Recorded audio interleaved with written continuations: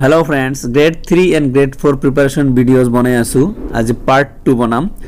previous question answer আলোচনা কৰিম previous grade 3 আৰু grade 4 কেনেকুৱা ধৰণৰ question আহিছিল এই বিষয়ে আলোচনা কৰিম লগতে answer বিলাক আলোচনা কৰিম ইয়াতে আপোনাৰ আইডিয়া হৈ যাব যে কেনেকুৱা ধৰণৰ question আহিব সো ভিডিওটো আপোনালোকে হেকলৈকে চাব and one request to you ভিডিওটো শেয়াৰ কৰিব লগতে চেনেলটো সাবস্ক্ৰাইব কৰি ৰাখিব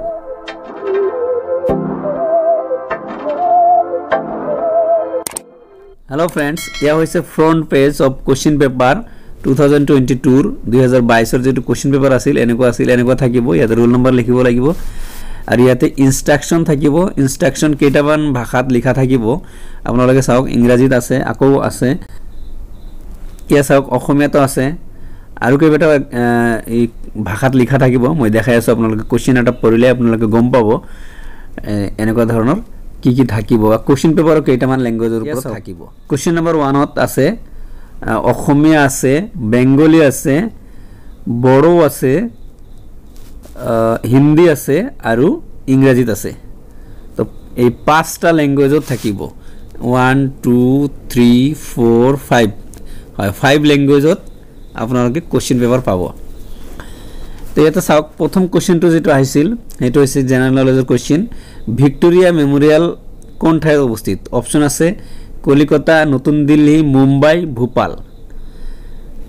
এটো কনফিউজন হওয়ার দরকার নাই এটো হৈছে অপশন এ কলিকতাত আছে ভিক্টোরিয়া মেমোরিয়াল মনত রাখিব কোশ্চেন নাম্বার 2 কোশ্চেন নাম্বার 3 আছে হিমা দাসে কোনবিধ খেলত অংশগ্রহণ করে অপশনস আছে triple jump long distance run sprints and short distance hurdles আপোনালোকে হয়তো জানে যে হিমা দাসে কোনটো খেলত অংশগ্রহণ করে एक्चुअली তেখেতে দৌড় খেলত অংশগ্রহণ করে তো কোনটো এটা অপশন বি আর সি কনফিউজন হ'ব পাৰে যে লং ডিস্টেন্স রান বা শর্ট ডিস্টেন্স রান আপোনালোকে জানে যে হিমা দাসে শর্ট ডিস্টেন্স রান করে আর লং ডিস্টেন্স রান তো বহুত কিলোমিটার যাব লাগে এটো নহয় তো অপশন হ'ব C answer hello friends question number 3 question আছে ডিসেম্বৰ 2021 বৰ্ষত অসম বৈভৱ বঁটা কোন গৰাকী ব্যক্তিক প্ৰদান কৰা হৈছিল অপশনস আছে জিতেন্দ্ৰ গোস্বামী ৰতন টাটা ৰতন থিয়াম অমল প্ৰভা দাস আপোনালোকে এটো নিউজতো আছিল বহুত কেদিন নিউজ বজাইছিল এটো আছিল আমাৰ ৰতন টাটাই এই অসম বৈভৱ বঁটা ই পাইছিল পুৰস্কাৰ পাইছিল Next question number 4 Narendra Modi stadium কোন ঠাইত অবস্থিত অপশনস আছে বরোদা সুরাট মেহসানা আহমেদাবাদ কিছুদিন আগত যেটো ভারত আৰু অস্ট্রেলিয়া ওয়ার্ল্ড কাপ ফাইনাল হল হেতু স্টেডিয়ামতে হৈছিল আপোনালোকে জানে দেখিছে ইয়া হৈছে option D Ahmedabad question number 5 এইটো কোশ্চেনটো অলপ বেলেগ ধৰণৰ দিছিল এইটো এমপিএলএডি আসনিত এলএডিৰ সম্পূৰ্ণ ৰূপটো কি মানে মোট কথা প্ৰশ্নটো সুধিছে এলএডিৰ সম্পূৰ্ণ নাম কি অপশনস আছে local asset development local area development loading asset development local area distribution এতে কনফিউজন হওয়াৰ দৰকাৰ নাই আপোনালোকে হয়তো এটো কনফিউজন হ'ব পাৰে গতিকে এটো অপশন ৰাইট आंसर হ'ব বি লোকাল এৰিয়া ডেভেলপমেন্ট এই আসনিৰ অন্তৰ্গত এলএডিৰ সম্পূৰ্ণ নাম আৰু বেলেগ এলএডি বেলেগ নাম থাকিব পাৰে কিন্তু আসনিটো এটো তো local area development question number 6 কোন গৰাকী ব্যক্তিৰ জন্মদিনত অভিৰুচি ক্ৰীড়া দিৱস পালন কৰা হয় অপশনস আছে ভোগেশ্বৰ বৰুৱা মনালিসা বৰুৱা মেহতা হিমা দাস ৰাধা গোবিন্দ বৰুৱা এটা চাওক অভিৰুচি ক্ৰীড়া দিৱস ইয়া পালন কৰা হয় অপশন এ ভোগেশ্বৰ বৰুৱা দেৱৰ নামত question number 7 next question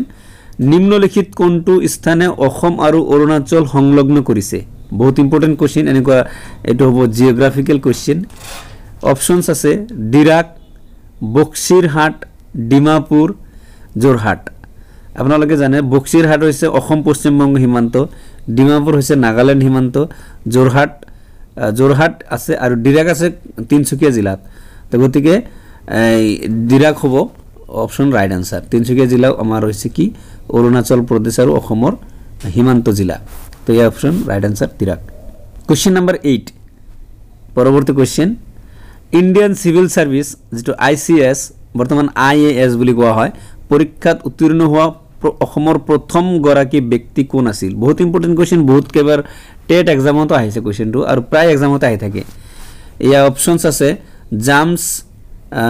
জামসাঙ্গা নামপুই Anandaram Barua Hemchandra Barua Parvati প্ৰসাদ বৰুৱা এটা চাওক এই গোটেইকেইটাই কিন্তু আইসিএস পাস কৰিছিল গতিকে কনফিউজন হোৱাৰ দৰকাৰ নাই এই অপশনস বি হ'ব ৰাইট আনসাৰ যে Anandaram Barua question number 9 question number 9ত আছে প্ৰত্যেক ক্ৰিয়াৰে এক সমান আৰু বিপৰীতমুখী প্ৰতিক্ৰিয়া থাকে শীৰ্ষক পদাৰ্থ বিজ্ঞানৰ সূত্ৰটো কোনে আগবঢ়াইছিল ইয়া বিখ্যাত সূত্ৰ নিউটনস থাৰ্ড ল বুলি কোৱা হয় তো অপশনস স্যাৰ আইজাক নিউটন হ'ব অপশন সি হ'ব ৰাইট আনসাৰ মনত ৰাখিব কোৱেশ্চন নম্বৰ 10 কোৱেশ্চন নম্বৰ 10 এটো ইন্টাৰনেশনাল জাৰ্নাল চাওক জিম্বাবৱেৰ ৰাজধানী চহৰখনৰ নাম কি যেতিয়া যেটো কান্ট্ৰি অলপ নিউজত থাকে তেনেকুৱা কান্ট্ৰিৰ নামে কিন্তু হুদে আপোনালোকে কনফিউজ নহব বা এনেকুৱা ধৰণৰ কান্ট্ৰি বা নিউজত থাকা বস্তুখিনি আপোনালোকে মনত ৰাখিব তেতিয়াৰ দিনত জিম্বাবৱে নিউজত আছিল তো অপশনস আছে অপশনটো চাই লওক নাইৰোবি হাৰাৰে কাইৰো আৰু আছে খাৰ্তুম নাইৰোবি আৰু হাৰাৰেৰ মাজত হাৰাৰে দুয়োটাই মানে জিম্বাবৱেৰ ডাঙৰ চহৰ ইয়াতে কনফিউজন হ'ব পাৰে কিন্তু জিম্বাবৱেৰ ৰাজধানী হৈছে হাৰাৰে কোৱেশ্চন নম্বৰ 11 কোৱেশ্চন নম্বৰ 11 সংযুক্ত আৰব এমিৰেট যেটো কোৱা হয় ইউএই মুদ্ৰাৰ নাম কি ইয়াও ইন্টাৰনেশনাল কোৱেশ্চন অপশনস আছে ৰুবল দিনাৰ দিৰহাম সেকেল দিনাৰ আৰু দিৰহামৰ মাজত আপোনালোকে কনফিউজন হ'ব পাৰে কিন্তু মনত ৰাখিব দিৰহাম হৈছে ৰাইট আনসাৰ কোৱেশ্চন নম্বৰ 12 কোন দুখন নগৰৰ মাজত নৰনাৰায়ণ হেতু অৱস্থিত ইজি কোৱেশ্চন আপোনালোকে জানে এটো অপশনস আছে তেজপুৰ কলিয়াবৰ নগাঁও জোৰহাট যোগীঘোপা পঞ্চৰত্ন ডিব্ৰুগড় ধেমাজি প্ৰত্যেকে জানে নৰনাৰায়ণ হেতু মানে গোৱালপাৰা জিলাত অৱস্থিত গোৱালপাৰা বঙাইগাঁও এই হৈছে যোগীঘোপা আৰু Panchratna right answer question number 13 Ahom ৰাজ্যৰ শেষৰ ৰজাজন কোন আছিল অপশনস বিলাক চাই লওক চন্দ্ৰকান্ত সিংহ যোগেশ্বৰ সিংহ কমলেশ্বৰ সিংহ পুৰন্দৰ সিংহ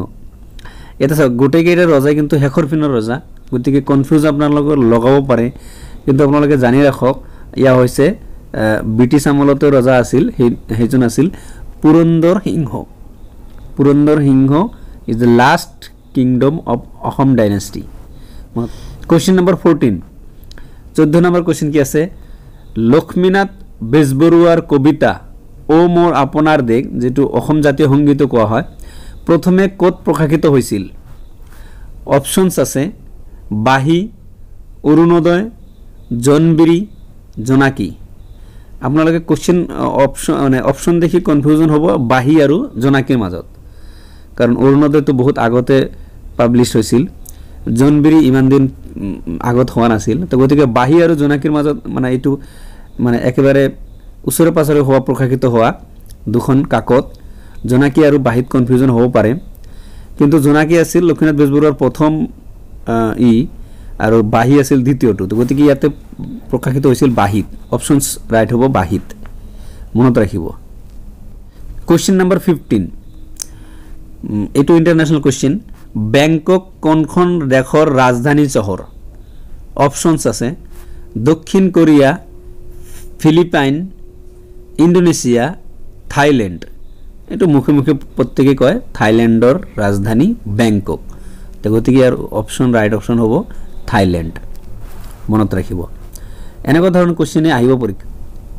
পৰৱৰ্তী কোৱেশ্চন নম্বৰ 16 গোপীনাথ বৰদলৈৰ ঠিক পিছতে অসমৰ মুখ্যমন্ত্ৰী কোন হৈছিল তাৰমানে ইয়াতে প্ৰশ্নটো হৈছে অসমৰ দ্বিতীয় মুখ্যমন্ত্ৰী কোন আছিল গোপীনাথ বৰদলৈ তো অসমৰ প্ৰথম মুখ্যমন্ত্ৰী আছিল তো অপশনস আছে বিমলা প্ৰসাদ চলিহা শৰৎচন্দ্ৰ সিংহ বিষ্ণুৰাম মেধি গোপাল বৰবৰা ইয়াতে কনফিউজন লাগিব পাৰে আপোনালোকৰ শৰৎচন্দ্ৰ সিংহ আৰু বিষ্ণুৰাম মেধি কিন্তু ৰাইট অপশনটো হ'ব বিষ্ণুৰাম মেধি কোৱেশ্চন নম্বৰ 17 অসমৰ সৰ্বপ্ৰথম চিকিৎসা মহাবিদ্যালয়খন কোন ঠাইত স্থাপিত হৈছিল first medical college of Assam অসমৰ প্ৰথম মেডিকেল কলেজটো ক'ত স্থাপনা কৰা হৈছিল অপশনছ আছে যোৰহাট গুৱাহাটী শিলচৰ ডিব্ৰুগড় এই প্ৰশ্নটোৰ আনসাৰ মই কৈ নিদিও আপোনালোকে কমেন্ট সেকশনত জনাই দিব ইয়াৰ শুদ্ধ উত্তৰ কি হ'ব সো फ्रेंड्स এনেকুৱা ধৰণৰ প্ৰশ্ন কোৱেশ্চন বিলাক আপোনালোকে পঢ়িব এটো মই লাষ্ট ইয়াৰৰ কোৱেশ্চন বিলাক আনসাৰ কৰি আছো আকৌ কৰিম আজিৰ ভিডিও ইমানেতে শেষ কৰো কাৰণ নহলে ভিডিও বহুত লম্বা হৈ যাব আপোনালোকে বোৰিং পাই যাব তো মই 20টা কৈ কোৱেশ্চন আপোনালোকক দি থাকিম আৰু লগতে কি কি আহিব পাৰে ইয়াও আলোচনা কৰিম হেয়া নেক্সট সিৰিজত আলোচনা কৰিম তো ভিডিও বিলাক চাই থাকিব so thank you for watching the video hope you like this video if you like this video then like share and subscribe my youtube channel